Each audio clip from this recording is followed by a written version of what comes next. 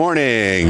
Well, here we are at the Barrett-Jackson auction where Lumifi Cyber is the preferred cybersecurity provider. So we decided we were going to do our podcast here. How you doing, Dave? Doing great, Mike. Appreciate it. Yep. So I'd like to talk about cars, but we're going to talk about cybersecurity. And there's a few things going on that are grabbing people's attention right now. Let's talk about those.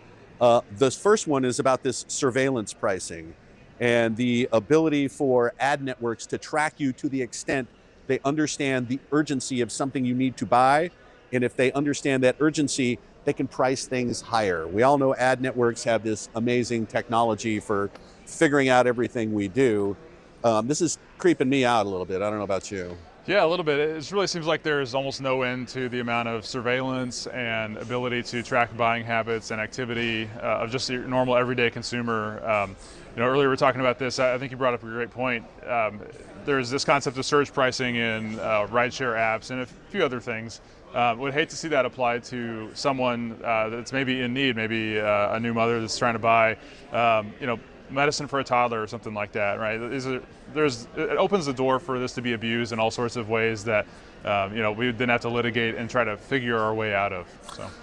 Well, thankfully the Federal Trade Commission is starting to look into this, and they've been pretty aggressive about going after, ad networks tracking, things like that, location tracking, data that goes to data brokers and then can be sold to anyone so you can get anyone's movements. Mm-hmm. We will find out exactly where this is going with the FTC. Things are changing. Yep. So we don't know if this is going to be, something current, but we'll find out where this goes. All right, number two is this PowerSchool thing. I got notified by one of our customers, actually, who's the CIO at a giant school district, about this a few weeks ago, and it's been in the news for a few weeks, and it's in the news every day. Mm-hmm. More and more and more victims, which are schools. So PowerSchool is a company that provides logistical support, class support for about 1,000 schools across the country, right? Classic third-party breach.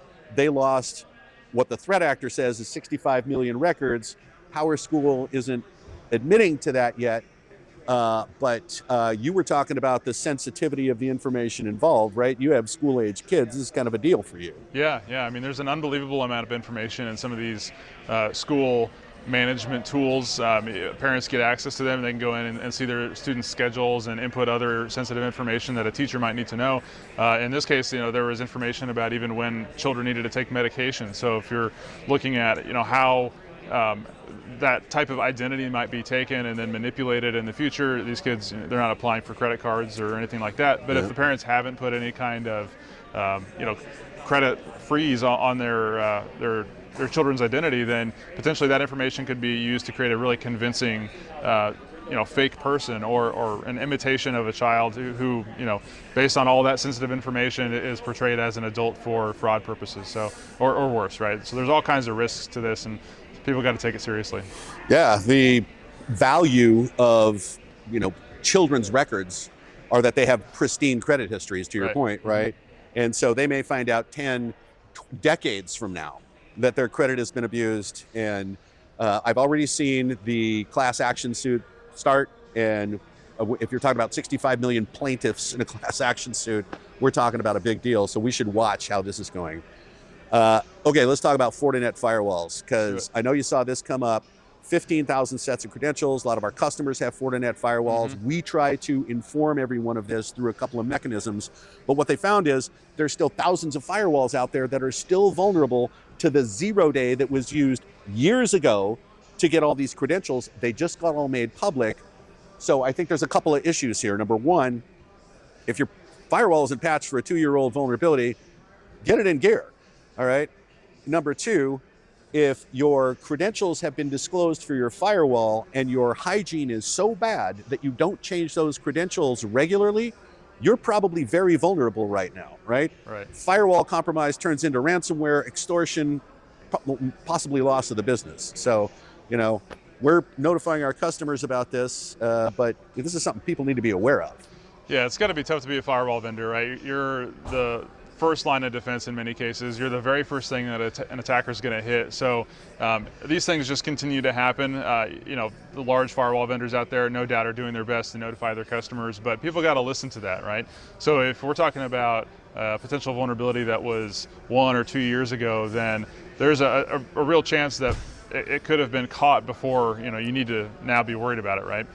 So it just reinforces the importance of good patching, good understanding of vendor bulletins when they're being sent to you. Are you reading them? Is somebody reading them? Where are they being saved? Do you have evidence that you responded to that, or at least performed regular patching and vulnerability scanning, those kinds of things? So it's tough, but it's an avoidable problem, unfortunately.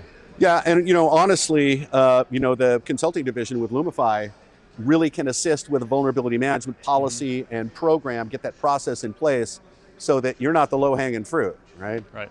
All right, let's move on. We got to talk about something that I think is funny / ironic. I don't know how you want to think about this, but this Red Book. Right. Okay, Red Note. Yeah, Red Note. Red Note. We're going to figure it out eventually. We're going to figure this out. Red Note.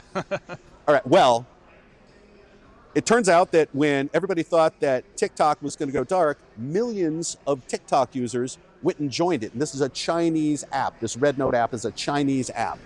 And when the objective of getting rid of TikTok in the United States was, we can't be giving all of this personal information to the Chinese government, and millions of Americans voluntarily went and started to give all their information to the Chinese government. So I don't know, they achieved an outcome that was exactly the opposite of the one that was intended. Right.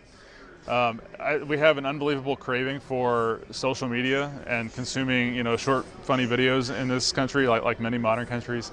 The thing that amazes me is that TikTok was already doing some really bad things with forwarded user traffic. They were wrapping different kinds of, HTML links and other code within that web page. They were wrapping it in their own means of tracking it, right? So they could profile their users. All these apps, Temu, this new Red Note, I think is the one. They're all just part of this kind of Chinese monitoring apparatus, right? So if you take part in that, you're kind of sucked into the vortex of all of this social credit system, whether you're a citizen or not. You are being profiled and observed, at least through that. So I just think it's kind of ironic. Surely in some U.S. intelligence agency, be it the CIA or NSA or whomever, in some dark room, there's an analyst laughing about all of the interactions that have taken place as all the Americans flood into this, what was once a Chinese-only space. So I don't know what's going to come of that. Hopefully something good. We'll see what happens. But people got to be aware that these apps are profiling their activity, and it's a choice. It's a real choice. Well, just to tie a bow on this, and to finish this off, I wonder if the information collected by Red Note is used for surveillance pricing in Temu. Absolutely. Okay, that's it. We got to go. Get off the floor. Yep. Thanks, everybody. See you next week.